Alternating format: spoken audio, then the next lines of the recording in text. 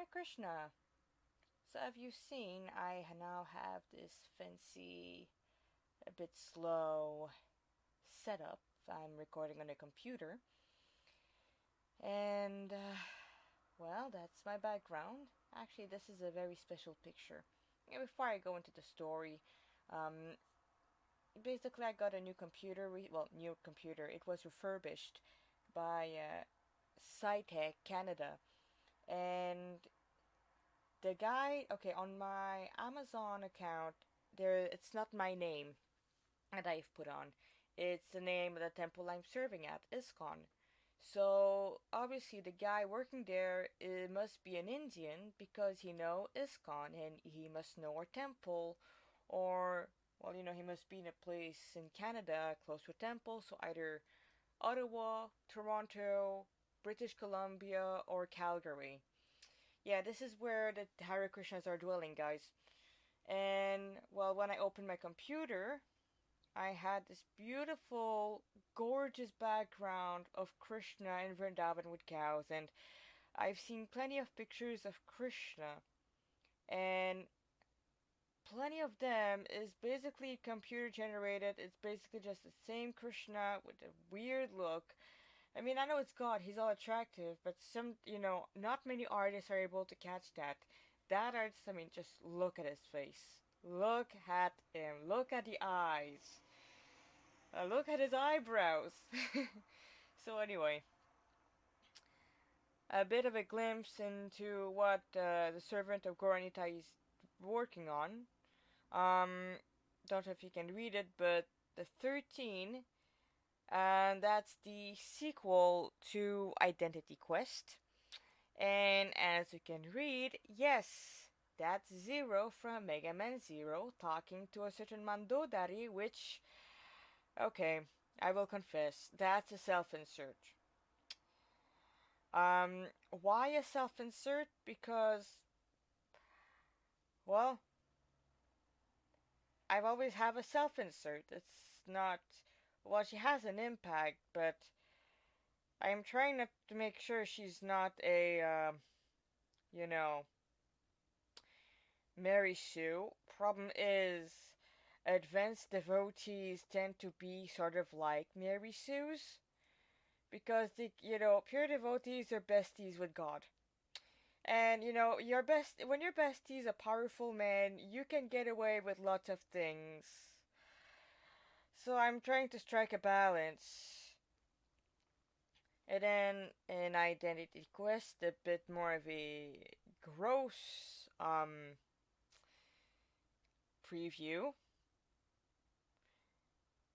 So this one is another story I've started. This one on Mega Man Battle Network.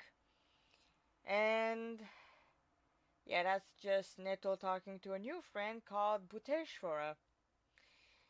Now this one was a bit of a spoiler for another story. Um, and this one is me working on my editing for Identity Quest Chapter 14. Yes, I'm producing. And then we have ODT 12. Basically, the coronavirus 12th chapter. I've only posted the ninth one recently. So, and yes, those will all be read. But that's not why I'm recording on my computer, because usually I record from, yeah, okay, this is the baby zero, or a baby Reploid and the power of love. Yes, as a Hare Krishna, I can legitimately use the power of love because, okay, how powerful is love? God falls at her feet and begs for service to love. That's how powerful it is. I will read it because it's one of my favorite story. But before I need to continue the identity quest, yes, I'm using a Linux Mint. I had Windows 10, but Windows about to go Linux, guys. So I'm just going there. I know it was the safest, but now we have a ransomware running around. So I just have to be careful not to download much, but since I'm a devotee, I don't download much anyway. So, identity quest, yes, did you know to zoom a selection to fit the entire window to draw, use the dash divided key on the number pad? Well, I don't have a number pad. Okay, where were we? Right, okay, is it still recording? Yeah, it's still recording. Still doing okay. Nice. We like that. We love that. It's so smooth. Actually, this gives me an idea. Like, I was doing this couch commentary on Shin Megami Tensei Apocalypse, but since I don't have the game and no, I'm not going to download an emulator because I have Linux and it doesn't work on that, and I have better things to do than playing video games. Yeah, I'm just going to talk your ear off watching people play Shin Megami Tensei. Probably Omega Evolution or Blaze of Sora. Those two are good. Okay, so sometime prior, Mukhara's heart thundered in her chest as the boss led her to her son's bedroom. The guildmaster didn't want her near his adopted progeny, yet his desire to see Krishna gone won over any misgiving. Of course, of course. Bita was raised by a cult hater, meaning Krishna Kripa was either ignorant of his namesake or was downright hateful like his foster father. He may as well be dead. Once again, Mukhara would not be able to lay this other spectacular failure to rest. They had changed clothes meanwhile. Ag- again, sorry. Mukhara and Radha wore something similar to the last. Once again, I have to thank Radha for her foresight. Who would have thought I would see my son again? Yeah, actually, I wrote something else on archives on our own, and yeah, this one is AO3 exclusive because one thing I like about AO3 is that if you forget to put a chapter, well, you don't have to juggle with all the other chapter to make your story, you know, having a nice narrative. Like I just put the number 8, and of course, if we have if somebody who's an FF.net writer is there, can you please explain me how I can add this chapter 8 at the actual as the actual chapter 8? I mean, I have it. It's been edited twice, read plenty. Anyway, she felt Radha's hands on her shoulder. Hey sis, I'm here. I want that RKK. The Kasha whispered too low for a mere human to hear, but sorry, but Mukhara stopped her immediately. Radha, stop. I know what you're planning. So why don't you? Because he's been raised a materialist. I doubt he would even see me as his mother or take to the path of bhakti yoga, Mukhara whispered. It was painful. So painful. But hopefully she would finally learn. Okay, what's a materialist? What a spiritualist? A materialist tries to please his senses. He will try to please his sense of the tongue by eating whatever he wants or whatever he thinks will give him enough strength and still taste good. Which include meats, which is not part of a human diet. I mean, just okay. If you want to eat meat, okay, but kill your own animal. All right. Don't go to a grocery store and just buy it. You kind of remove the whole, you know, it's not because you don't see it that it's not the most gruesome and violent type of food you can get. I mean, you wouldn't bring your kid to a slaughterhouse, would you? No. Instead, you bring your kid to pick strawberries and apple. Not killing animals. Think about that. Um, they will also try to please their nose, their eyes, their ears, their belly, and their genitals. And a materialist is basically you're living like an animal. And before people complain about me saying it like that, I used to be a materialist well, yeah, 5 years ago. Okay, that's a bit windy. It's pretty nice weather here in Montreal for November. So, and I will tell you, this type of life, so I don't have a job, I never managed to have a steady relationship, and no, I've tried it, and I can tell you, you know, sex not all that great to be honest. But then I was blessed with a chart that made me, I have no interest in it. Not that I didn't try to, because it's considered normal, but eh. Um, and then for spiritualists, that's the opposite. We please Krishna's senses. We please his tongue with food, his ears with our voice, his eyes with our dancing, his belly with the food, and the other part, well, we chant Hare Krishna. So that's materialist. It doesn't mean that we don't have pleasure. Oh no, if there would be no pleasure there, I wouldn't be doing this. But it's a pleasure that goes beyond the body. Materialists, you know, their pleasures stop at their body and their mind. A spiritualist pleasure is exponential. There's just no end to it. You can hear about Krishna unlimitedly because Krishna's glories are ever expanding. You can eat Krishna's prasadam. Well, okay, until your belly's filled, but when you start, you have to eat up to the neck. We're talking you're starting, we will fill you up. We take your plate and we'll make a mound of amazing lacto vegetarian prasadam mountain of utter deliciousness.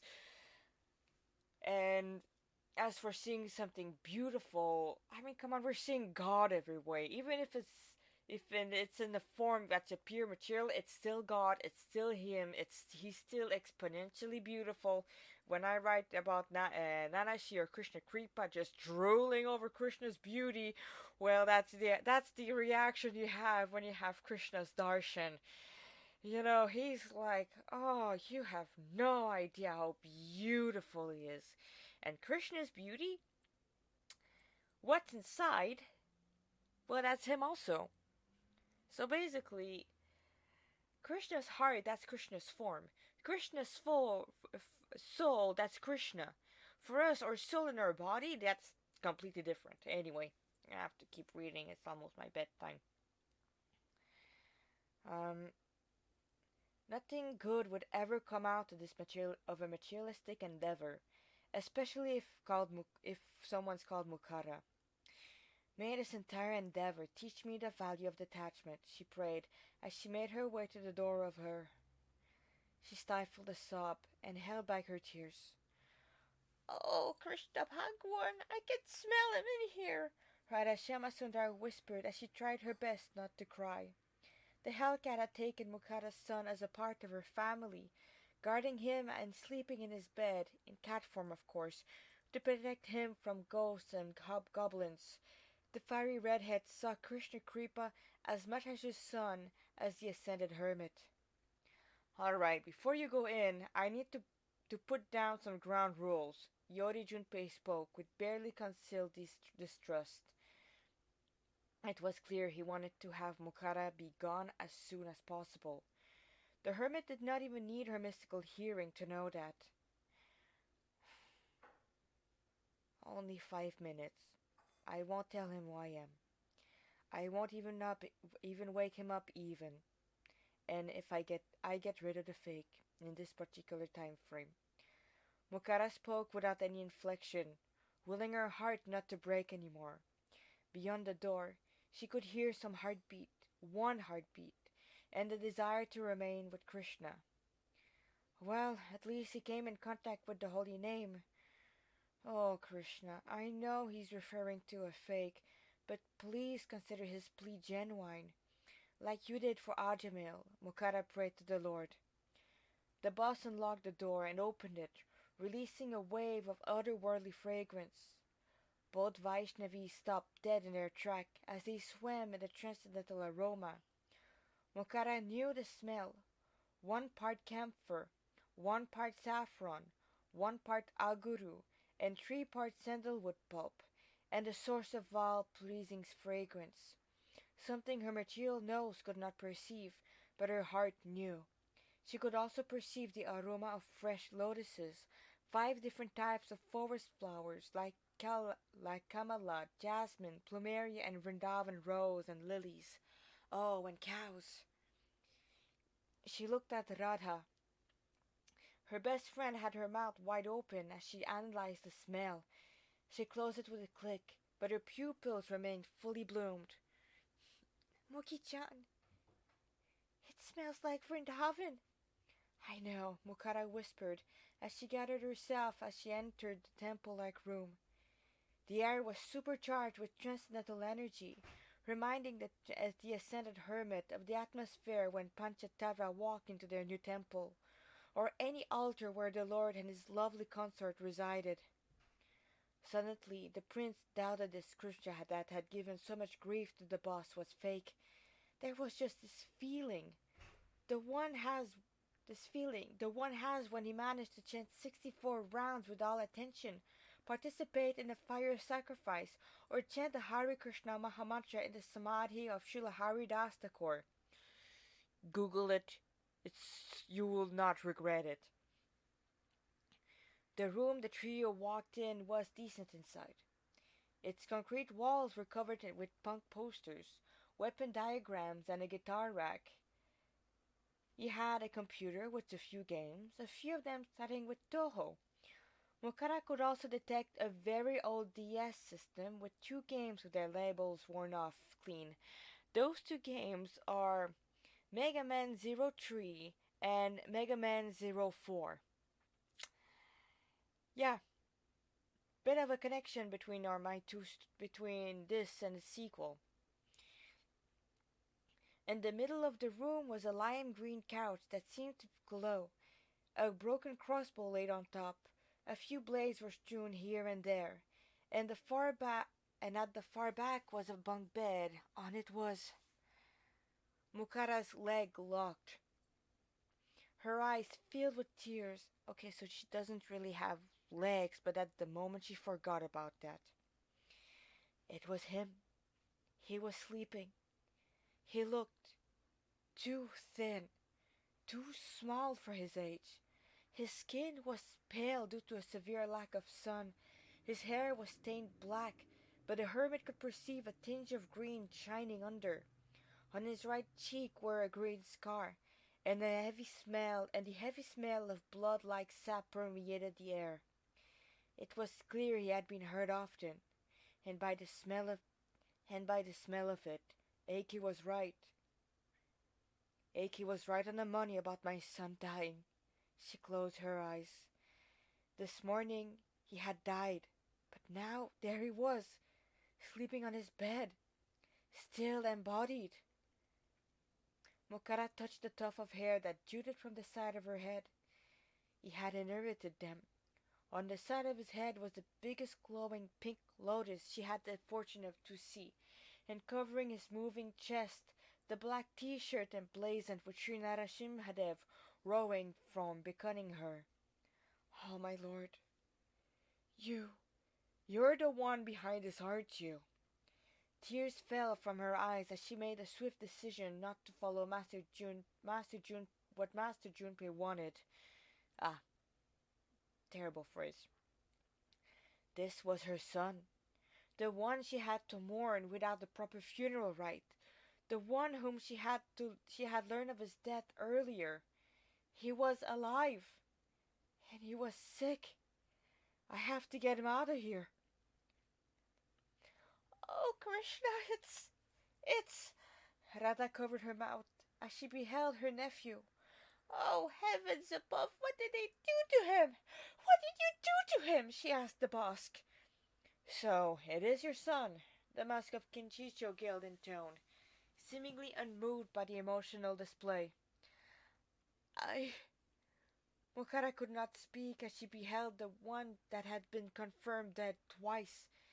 She could hear his breathing, his heartbeat, the sap flowing through his veins.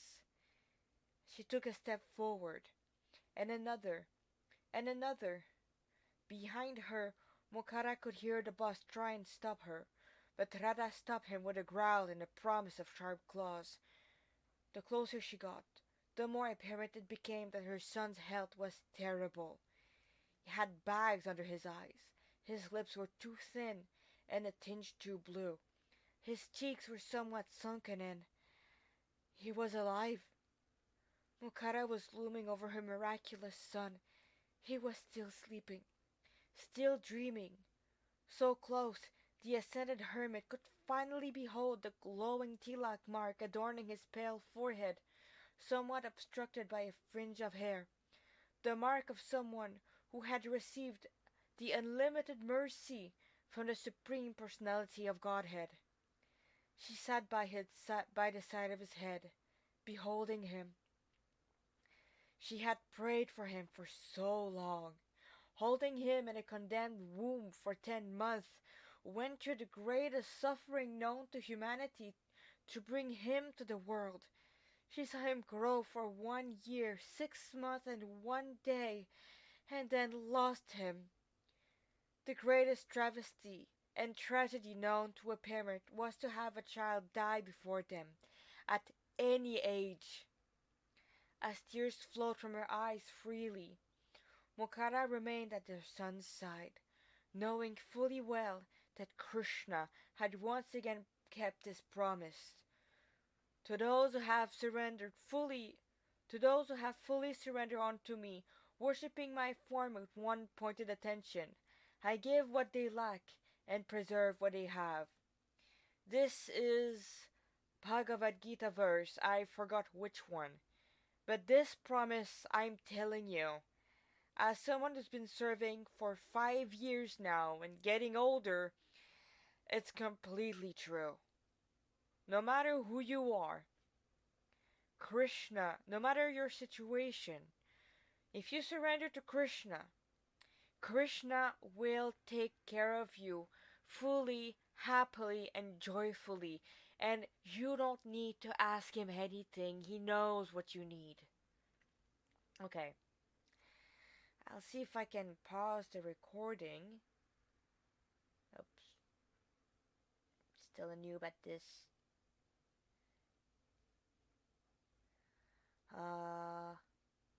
Yeah, there's a pause. I'll be right back. And I am back, for better or worse. Okay. Oh, excuse me. So that was the first part. Now let's get to another section.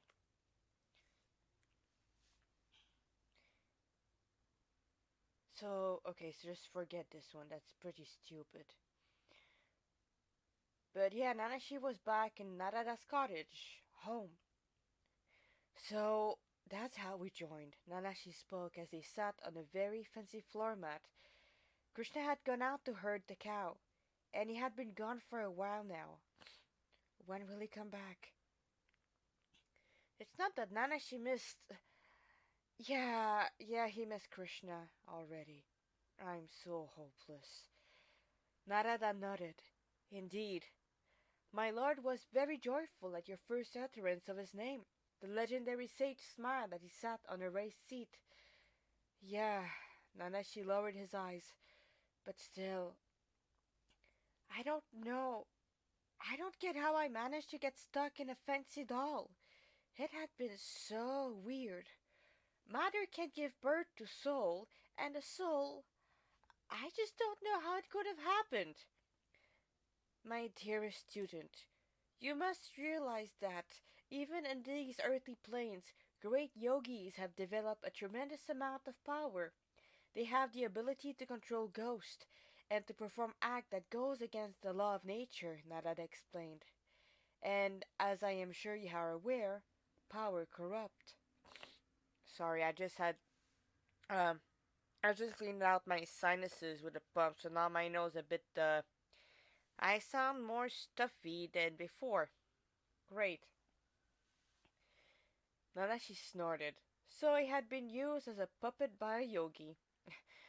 I don't even want to know what the hell I did to deserve that. Trust me, my child, you are wise not to ask me. Silence descended upon the two. Only the sweet sound of rajas intruded on the serene atmosphere of Narada's cottage. In the distance, Nanashi could hear the meandering sound of Krishna's mesmerizing flute. Krishna. Narada? Nanashi broke the blessed silence. What happened to Yuki? Why is he... Why is he imitating Krishna? The brass-eyed youth asked. He had never felt so betrayed in his entire life. The goal of bhakti was to rekindle the soul eternal relationship with God, Krishna, not to merge or, God forbid, imitate him. Narada raised a blond brow. My dear Krishna Kripa, I thought you already knew that he is not in control of his action. Then as she sheepishly asked his small hair on. And that's, his little hair thingy. Right, obviously. Yeah, but how did he get from dead to possess? Narada remained silent, considering what to tell the punk. Danashi remained quiet, now aware of the position of the fifth mind-born son of Lord Brahma. Actually, he's the last-born son, because before Narada, there's the four Kumaras, then there's Shiva, and then there's the great Mahamuni. I think those are the Saptarishis. It's in Srimad Bhagavatam. But in one of those sons of Brahma, every sons of Brahma represent a branch of the Vedas. And Narada is representing the branch of Bhakti, which in the Chatur Vedas and the four Vedas are the rarest one to find. In the Vedas, which include the Mahabharata, Krishna Bhakti is there, but it's, you need to look inside the Puranas or the annex, the extras. Because otherwise, bhakti is there, but it's hidden in very complicated grammar and language. Oh, okay. So how complicated is Sanskrit? Okay, so in the Chaitanya Charitamrita, Sri Krishna Chaitanya Mahaprabhu, who's Krishna, in the golden, we call him the golden avatar, and yes, he's an actual avatar. He's actually Krishna. No, he's not just a man. He's not just an ugly man with an afro playing magical trick because he wants to make money and have girls and all of that. No, and he's not Sai Baba either, and he's not this one, and he's not that one, and don't get me started on the other one who's talking on the internet right now. That guy knows absolutely nothing. No. How do you know it's a legitimate avatar? Well, you check the Vedas. And the Vedas tell you who's coming when, and under what circumstances, and to which parent, and under what, and at what location. We know that Sri Chaitanya Mahaprabhu would be born at the beginning of Kali Yuga. He would be born in Mayapur, Navadweep, in Nadia. He would be born in the village of Mayapur by the bank of the Ganges during a moon eclipse. And he was born to Mother Sachi and his father Jagannath Mishra, and his mission was to preach the holy name. And he did all that. And also that he would take sannyas at a very young age, and he did. And that was recorded more than 5,000 years ago by a great sage they knew the future. Great sages who are in contact with the Supreme Lord in their heart. The Lord is the past, the Lord is the present, the Lord is the future. So if the Lord wanted them to know what's going to happen in the far future, they will know perfectly. Obviously, we can't, but, you know, reading the future, palmistry, astrology, To those who are expert at that, and I'm not talking about people on the street who make money, but people who, who knows the art of palmistry. I had my palm read by an actual palmist in India, and we only knew each other for like not even a minute. I didn't tell him anything, and he told me exactly who I was just by looking at the palms of my hands. So, yeah. And he was also an Ayurvedic doctor, and a very good one at that. So, no, the Vedas are not lying. Ancient Vedic arts are not lying either. Those are not just aborigines who were in India. It's, the Great British Empire reduced everyone to be lower than them. But to be honest, the so-called Great British Empire is just a bunch of fancy thieves. Yeah, so I've said it, but it's a fact. We're all descendants. Those in America and in Europe, most of us are descendant of thieves and rogues. But even thieves and rogues can chant the Hare Krishna Mahamantra. Okay, sorry about that. Okay, so now that I continue, this I have already shown you some clues, but know that he never left his body, nor did he act out of his own will. The blue-haired Kavi from China, a Kavi's a doctor, had a hand in these, both of them, in fact. Narada explained, unwilling to divulge anything more. Now, do you have some questions about our lovely lord and majestic master? Devarishi Narada turned the subject back to something more transcendental. Nanashi smiled. Yes, when will he come back? He was really starting to miss his Krishna. If he was wandering the forest, his tender feet. Narada's genial smile froze. Krishna will return to Nandagram at 7. But he will come here, right? He had a bad feeling about this. Narada remained silent.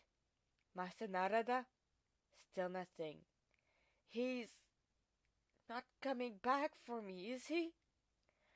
Nanashi's voice cracked as the realization hit him like an Oni's club. I knew it. Tears welled up in his eyes as he felt his heart break into bits. The fire of separation burned brightly in his heart. It was painful. It was blissful. He got to his feet. He could still hear Krishna's all-attractive flute song beckoning him, but the pain in his heart brought him to his knees. He knew it would happen. Nobody would ever remain with him, not even God, his Krishna.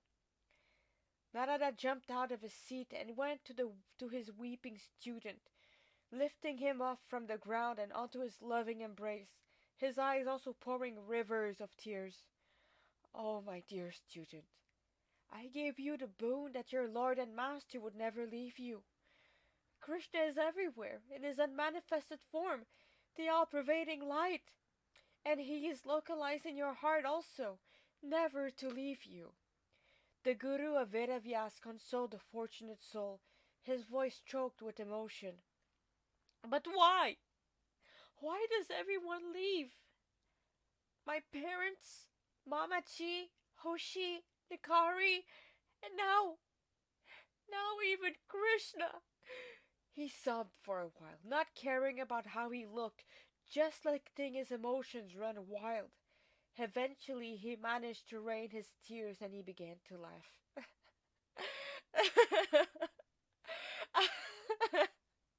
I'm an idiot. I'm such an idiot. How could God even see me as a servant? He's God. He owns everything.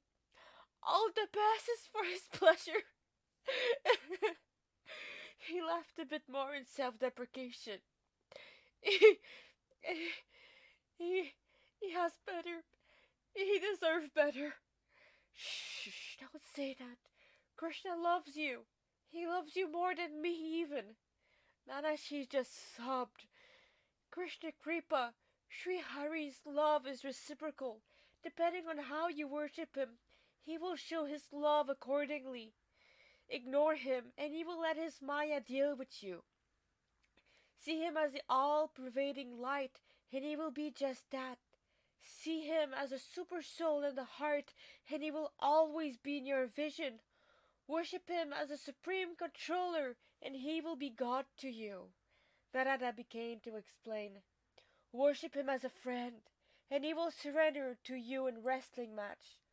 Worship him as a parent, their child, and he will be tied by the rope of your love. See him as a husband, and you shall never feel grief. And finally, worship him as like a lover.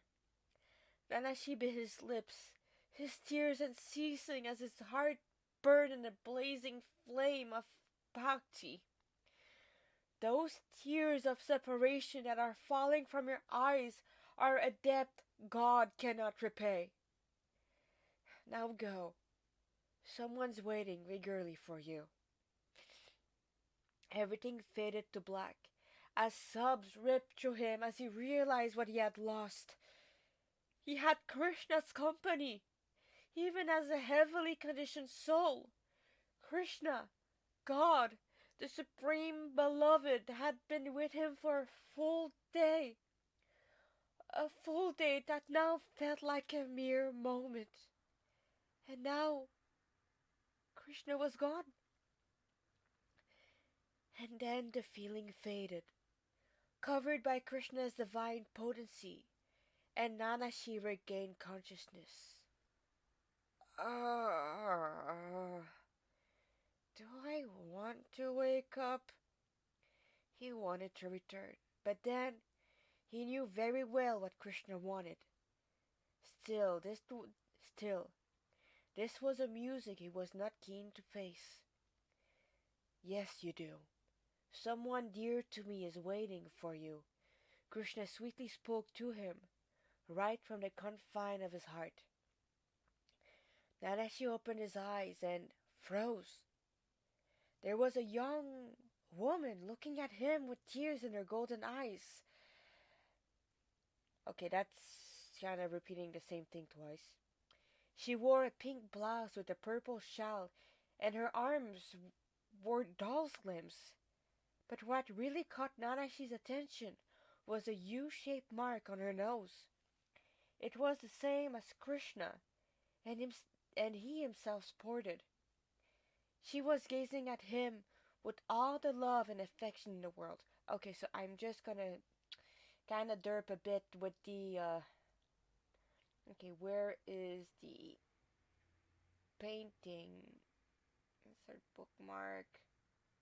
Slow track, change function, insert line, basic shape, show draw function. Okay, so when I say a U shape,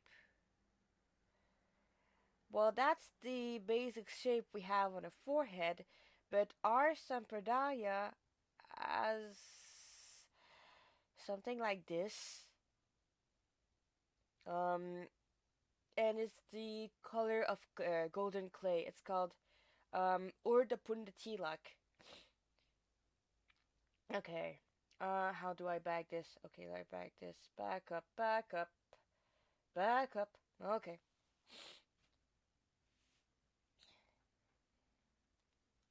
She was gazing at him with all the love and affection in the world. Not as she gingerly sat up, still staring at the very familiar stranger. I know I've seen her somewhere. Yeah, she's the woman in my dream. Oops. Are those? No, those are not ears, is it? And then another memory came to him. Silas Aegis. Miko-chan. Aegis. Ananda Rupini Devidasi tried to speak to her god sister, Her mechanical body was now obsolete, damaged, broken. That van, the person in it, he wanted to hurt Krishna's devotees. Miko, Mukhara would have been hit. She would have died. Shh, shh, please, please don't speak. Mukhara choked out as she held Ananda Rupini's broken head onto her lap. Just remember Sri Sri Radha Krishna. Hare Krishna, Hare Krishna, Krishna Krishna, Hare Hare. Mukhara managed to sing through her tears as she gently caressed Rupini's shredded face. Hare Rama, Hare Rama, Rama Rama, Hare Hare. Mukhara, in my next birth. She felt her strength leave. Darkness began to cover her vision.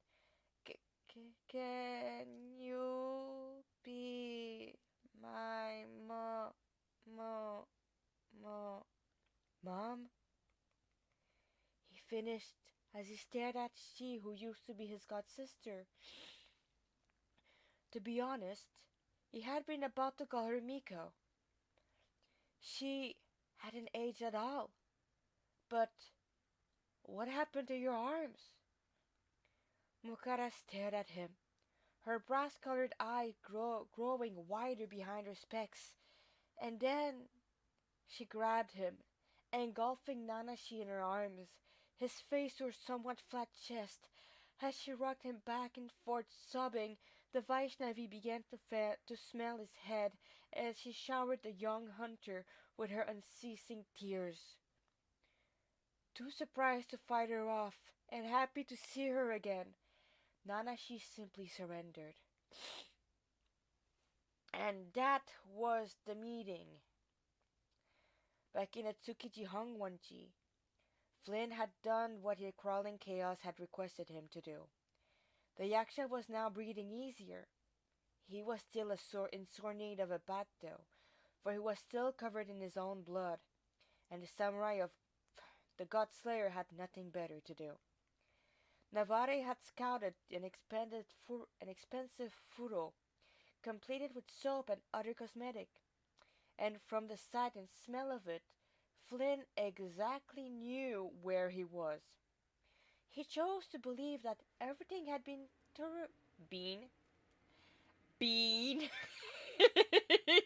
okay, well, spilling the beans, I guess. Thoroughly cleaned after the demise of Lilith. After taking a bucket and a clean towel, Flynn began to cleansing the unresponsive youth. And the expensive bed, Krishna looked so small. Flynn had fully healed him, but he had yet to regain his senses. Oh, Flynn, what in the world happened to him? Navarre asked. I have never seen one so thin. Then you've never been in a casualty slums. Blah.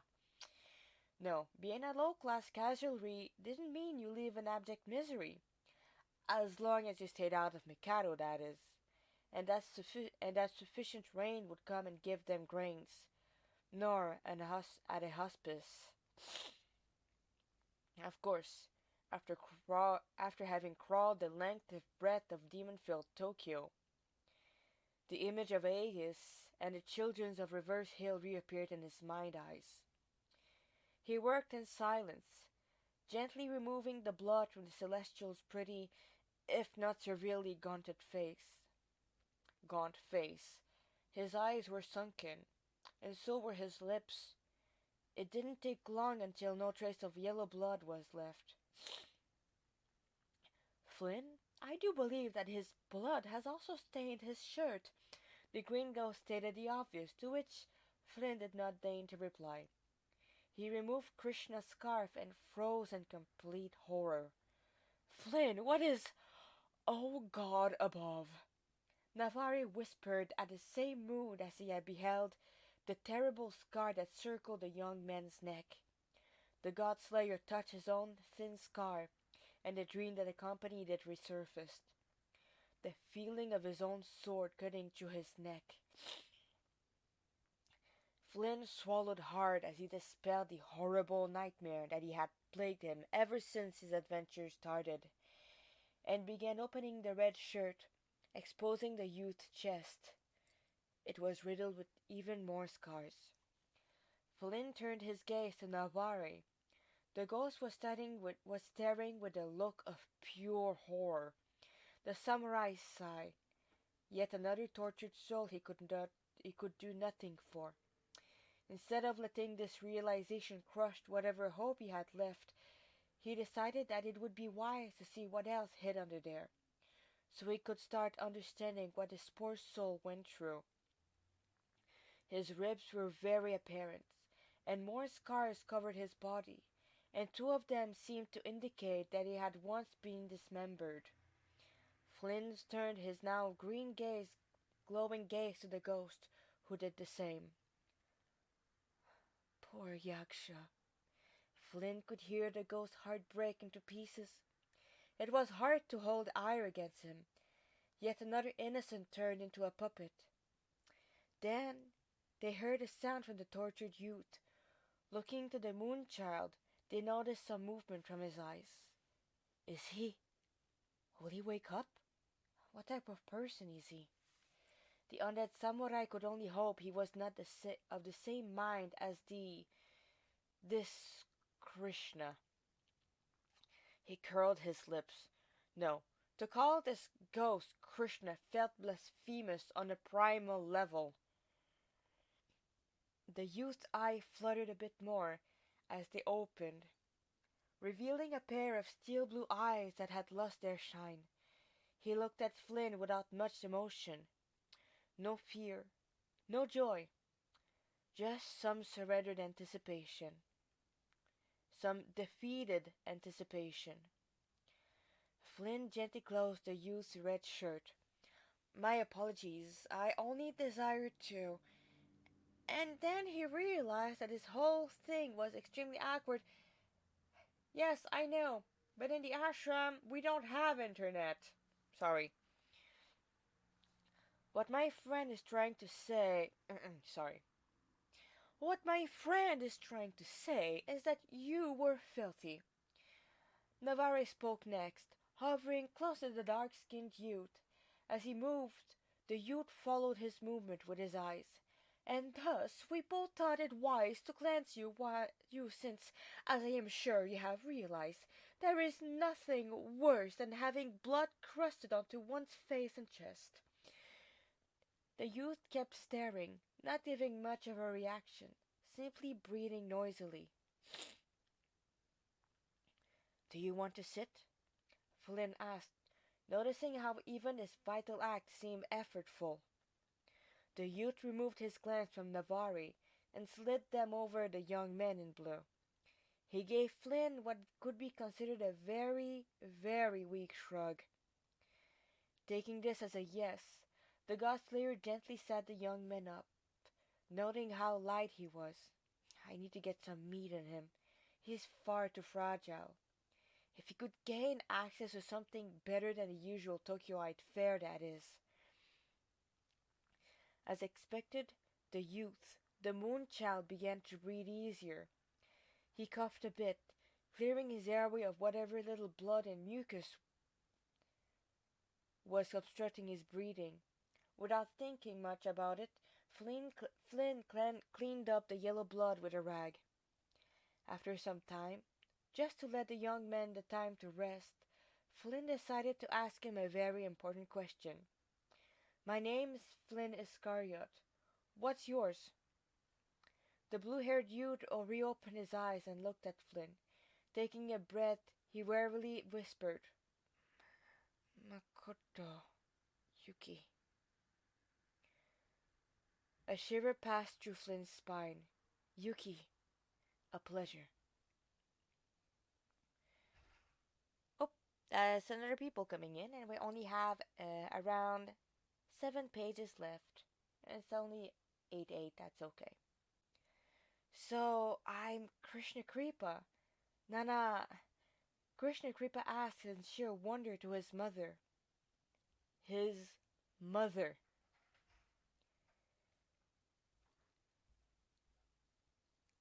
Hi, Krishna. Sorry, that's a dear friend of mine by the name of Kritamala. Yeah, that's I'm recording this once again at 8 p.m. for us devotees. It's close to bedtime. Yes, we go around to bed at around 8 to 9. Some people can go up to 10. Because we are waking up at 3 in the morning. And I know people will say, well, no, 6 o'clock is not, 6 hours of sleep is not enough.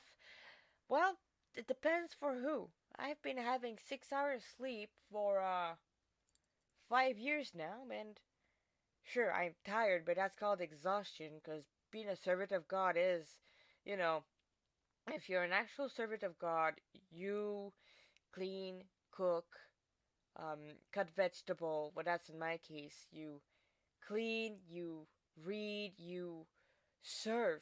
It's us back to yogis. We're not just sitting down. We're not just doing posture. We serve. We serve the Lord physically, mentally, and heartfully. And for me, my Valerian is kicking in, so we'll see how far I can go. He closed his eyes. Krishna. His Krishna had kept calling him by his real name all this time. God knew. Yes, I know, it's not the best of name. Mukhara apologized. They were alone in his room, the boss having been taken away by Radhashyama Sundar, his aunt of sort. Then she let out a string of laughter. I can't believe it. You were my dear Ananda Rupini.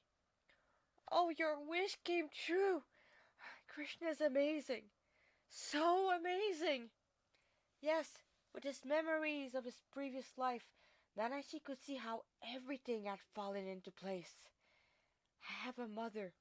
My mom's alive. I have an aunt. I have a family. Oh, Krishna! He paused for his master to answer him with his mellifluous voice, but nothing came but the beating of his own heart. His mother, his mother, gently put a hand on his shoulder.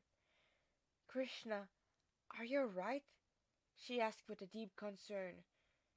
You know, if you don't feel comfortable, you don't need to see me as your mother. The hermit broke her own heart. Listen, I know I'm a complete stranger to you. I may have given birth to you, and raised you for a bit more than a year, and she babbled more to herself. No, no, that's not it. I mean, sure, it came out of nowhere, and how?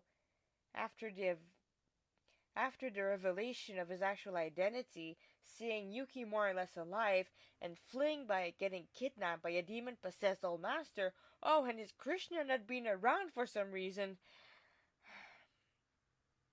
Listen, I know you're overwhelmed, his mother spoke very gently. We both had a crazy day. Yeah, no shit, Sherlock. His mother, Miko, oh, Scrotus, I'm calling her mom, stared at him with clear disapproval. What? If you still want to consider me your mother, then please allow me to rectify your language, his mother intoned with a regal air. And then Krishna Kripa realized that he could finally get those answers to those questions that had haunted him ever since his plant-like quirks had manifested. It's different on the AO3. Mom, he began, causing Mukhara to let out some more tears. Can I ask you? Of course you may. I will never keep anything hidden from you. And then she looked a bit uncomfortable. You want to know about your father and what your body is. How did you know? And then Kripa realized that those questions were very typical. I can hear the heart's desire of a jiva or a soul. Thankfully, I don't think you have my curse. Mukhara gave a relieved smile. How am I supposed to go through this? Her smile turned a bit desperate. Mom, Nana, Krishna Kripa relished the word. The last time he had spoken it was during his adopted mother's funeral. Am I betraying her? No. One can have many mothers. Mom, I know I'm not human. I'm like a plant or something. So, that's a plant, right? He had no idea how it would work, but this much he knew.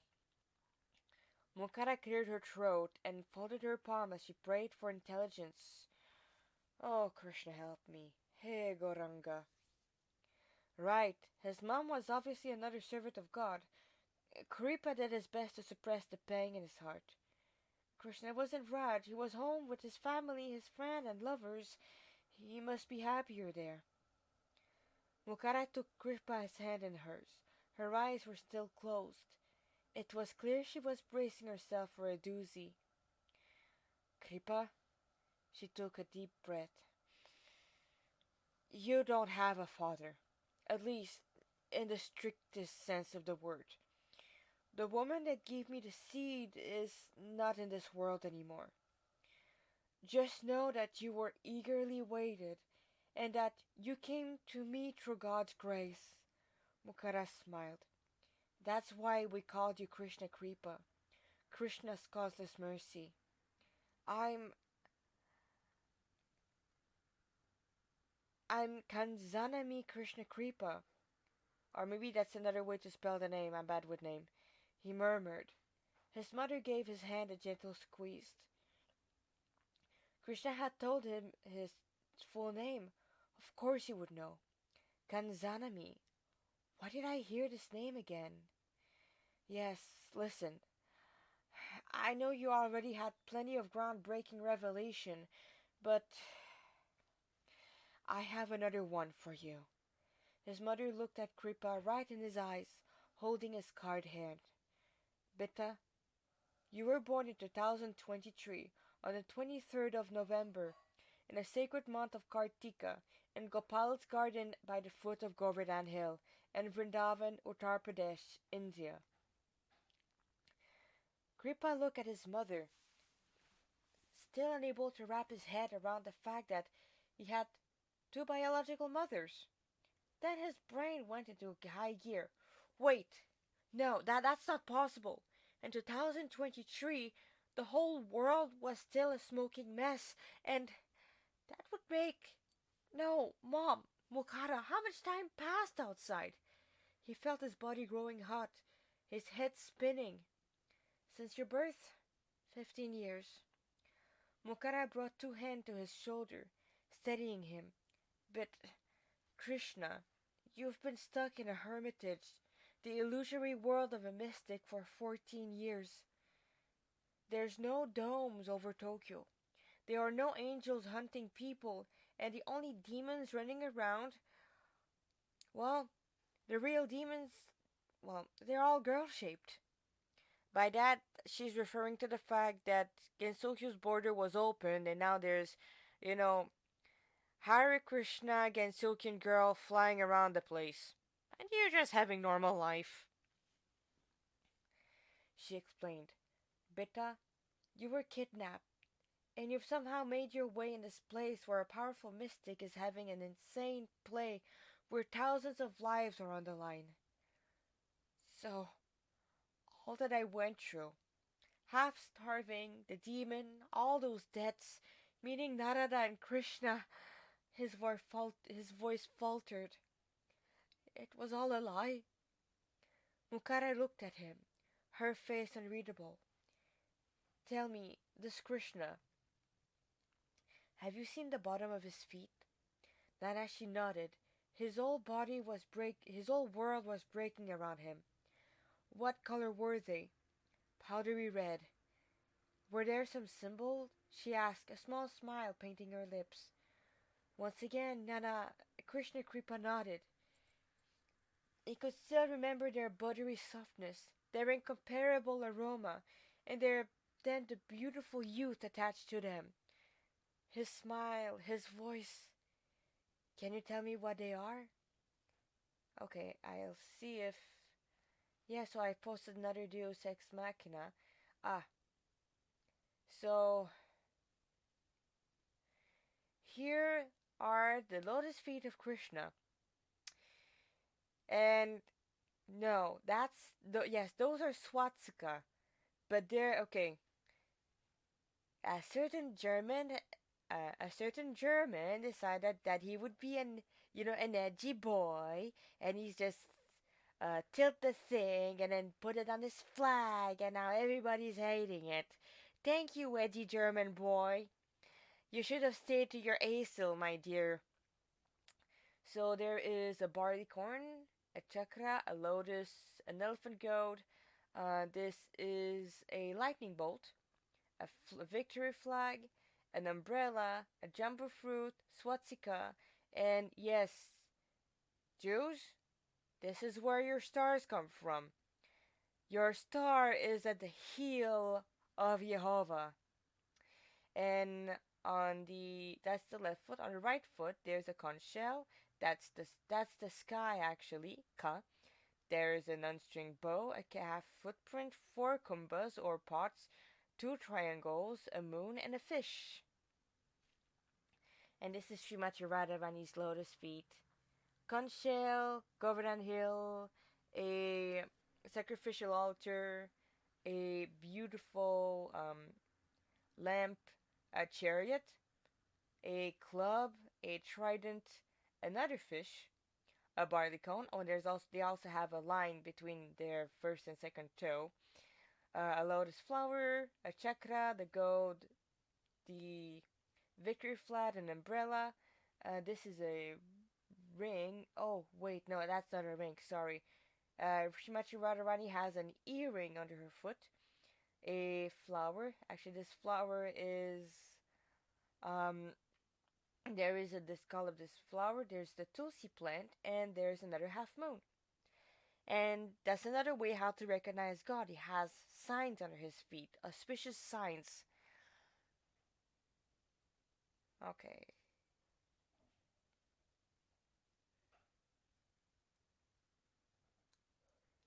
Ah, it's getting pretty late for me. I only have 5 left. In a trance-like state, Krishna Kripa closed his eyes and remembered Krishna's feet, their softness, their round heels. On his right sole there is a barley corn, a disc, a lotus, a line.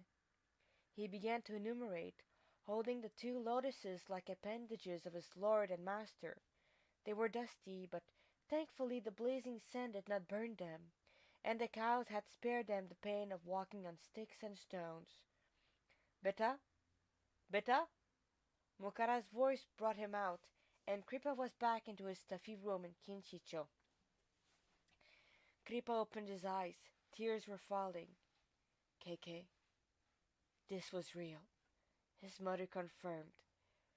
Krishna Kripa began to weep, the day's event finally catching up to him. He all but collapsed in his mother's arms as the realization that all those debts, all this suffering meant nothing in the end. And yet, his Krishna was real. God had been with him. The bar was packed, all of its patrons staring at a huge screen behind the counter. Skin and Fujiwara were speaking. The emergency broadcast meant that all had to listen. Flynn was kidnapped. The polytheistic alliance, headed by a guy who called himself Krishna, aka the one true god, fake version, now controlled 1/3 of Tokyo with the help of a huge flaming hydra by the name of Shisha, more like Kalya or Tarksha by the smell of it. Basically, life just got worse for those who lived under the dome, just like this one TV show that aired a long time ago. In a discreet corner, far away from where most of the hunters congregated, Krishna Kripa sat, flanked by his mother and Radha Shyama-Sundar. The boss was leering at them with barely concealed hatred. "See, Mookie? I told you it wouldn't be that easy." Mukhara whispered under her breath to her best friend. Okay, sorry. "See, Mookie? I told you it wouldn't be that easy." Mukhara inclined her head and then turned to her recovered son. Krishna Kripa looked exhausted. "Oh, poor kid. I don't know what I would have done if I was in his place." "Kripa, are you sure you can't leave?" Mukhara pleaded with her returned son, and the Kasha just knew that what she would what she was going through for herself also wanted the kid out. To be honest, even if he had no filial connection with Mukhara, Rara would still fight tooth and nail to get that dryad out of the darkness and into the sun. Poor kids looked so frail. It was a miracle he. Hey, hold on to your horses, Anuradha. He did die. No way the boss, my boss, could make that type of mistake, hermitage or not. Radha clenched her jaw multiple times as she rubbed her hand. This morning, by the smell of it, and the crushed heart that they had recovered from the fountain, it was clear that their little KK had died a very messy death. So that's why they had to change their clothes. They went heart fishing in the fountain. Yeah, Kripa spoke under his breath, the corner of his eyes an angry red. I, Krishna, the real one wanted Yuki to be freed, but now Yuki's something controlling him, something, something abominable. He's another god brother, and I swore I would protect him. And Krishna, my Krishna wants him out. Mukhara raised a brow. So, God told you to. Yeah, that's the reason why I'm in this mess right now, the greenet sighed as he slumped onto the grimy table. But it was. It's Krishna. Sorry about that. It's Krishna's will. That's what he wants. He repeated, probably convincing himself. Radha's heart broke into millions of pieces at her resurrected nephew, demeanor. The kid looked tired, drawn out, and on the verge of yet another breakdown. All right, Mukhara sighed as she ran a hand in her hair. We will assist you then. But remember, the result you want is still up to Govinda. We can only do our best and let him do the rest, she gently explained. To which Krishna Kripa gravely nodded. Good. Now if you excuse me, I need to speak to your father. Her best friend gave her biological son a reassuring pat on the shoulder and made her way to the bar, leaving Radha Shyama all alone with her estranged nephew. At first, no one spoke a word. Krishna Kripa had fixed the point on the table and didn't dare to look away from it. Dang, poor kid must be gone through a ringer, but I never thought I would see him alive. Yes, alive he may be, but there was another problem. Both were complete strangers. Just like when he took birth. Family ain't got anything to do with blood ties. So, what's your name? Radha tried her best to break the ice. With Mukhara, Kripa, or whomever he wanted to be called right now, there had been a sense of familiarity. A familiarity that went beyond the 9 months in her wombs and the year and a half at her breast. Radha obviously didn't have that. Kripa gave the Hellcat a side glance. I'm not sure, but I guess my name's Krishna Kripa, the teen murmured. Oh, Krishna, what the hell did our kids go through? While an identity crisis was to be expected in non-devout kids once their hormone kicked in, Radha had the feeling that Kiki was going through was above us. That what Kiki was going through was above and beyond what was considered normal and healthy. I'm Radha Shyama Sundar Devidasi, your mom's best friend and god sister. The Kesha bit her tongue. Maybe Kripa didn't recognize Mukhara like that. You... who's your guru? Krishna Kripa asked, keeping the Hellcat in his sight. Well, that's a curious development. She didn't exactly expect her nephew to know those words. My Gurudev is His Holiness Rupanuga Swami, probably the most merciful of all gurus she knew. Not that the rest of the bona fide gurus were not merciful. The Canadian-born was just above and beyond the rest in this department, save for the founder Acharya, of course. Finally, Krishna Kripa turned to face Radha fully, his eyes a little wider. Oh, really? How is he? It was Radhashama Sundar's turn to look owlishly at the dryad. Well, he's fine, but he may leave at any moment. He just passed the big 9-0 and, well, he just got one of his knee operated on. But beyond that, he's probably going to live up to 100. The Hellcat assured her adopted nephew. She had tried to ask Ekanamsa Devidasi, the 64th Yama, about how long her dear Gurudev was going to stay on the planet. The celestial bureaucrat had answered that this was not something a low-ranking Yama would know. Oh, right. Krishna Kripa muttered, his eyes back to the table. So, how did you knew him? Radha asked. He was my guru before. Do you think he would accept me again? Kripa asked back. Oh, I see. He can't remember his previous life. This explained a whole lot, actually. Yeah, of course he will, God bro. Jakutan dilo ye, janme prabhu se, she quoted from the Guru prayer. He opened my eyes with the torchlight of knowledge. He he opened my eyes with the torchlight of knowledge. He is my Lord, birth after birth.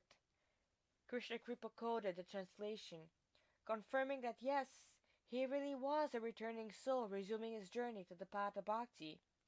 For how could he have learned the prayer to the spiritual master in a place where true religion was nowhere to be found? Quite spontaneously, Radha Sundar gave her nephew and returning godbrother a hearty pat.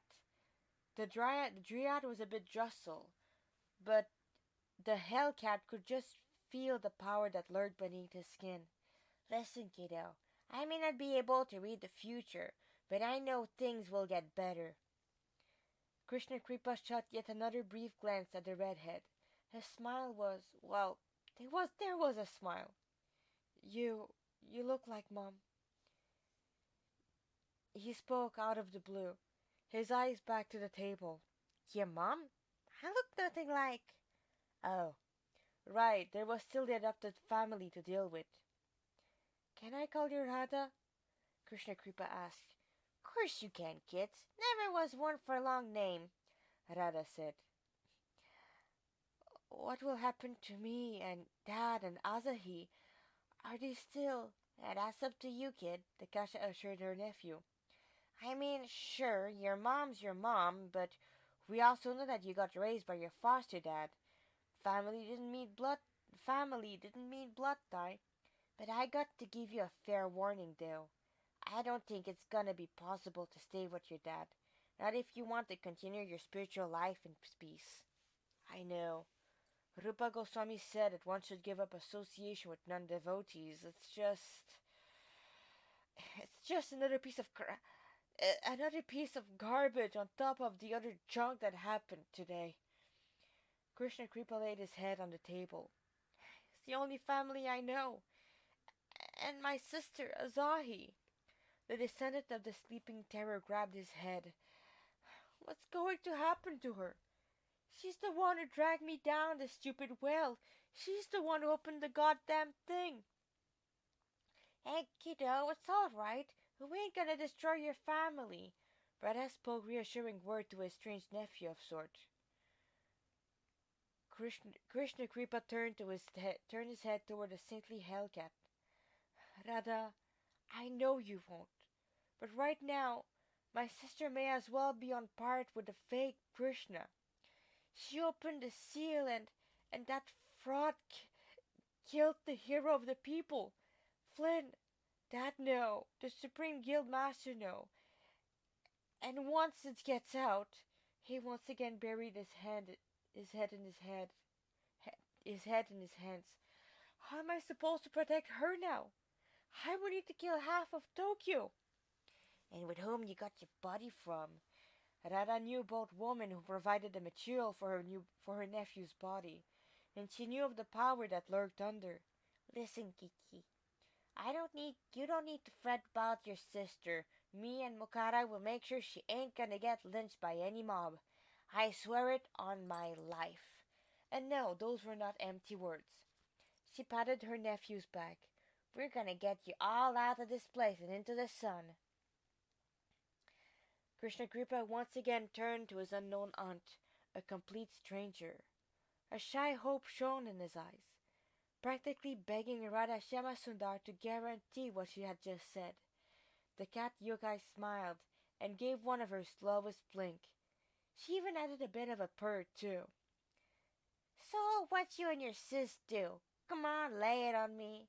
The catcher prodded, wondering how bad on the scale of Kanako to Utsuho. And knowing that the crowd of demon hunters were more interested in hearing those two goons on the screen and drowning out their soul-drinking liquid bravery. And don't skip the part about Bhagwans, all right? I want to hear all that happened. And thus Krishna Kripa began narrating his craziest day yet to an aunt he didn't know existed. And thus end Identity Quest 8. Let's call it Separation and Meeting. And I leave you with the beautiful sight of the lotus feet of Sri Krishna and Srimati Radharani. And down, I do believe, hey, if you want to read that, just pause. Pause there. Pause there. And now I thought they would be the feet of Gauranga Mahaprabhu. So this website is the website of Sri Sashinandana Swami. It's not because things are difficult that we dare not venture. It's because we dare not venture that things are difficult. And there you have it. I will see you later.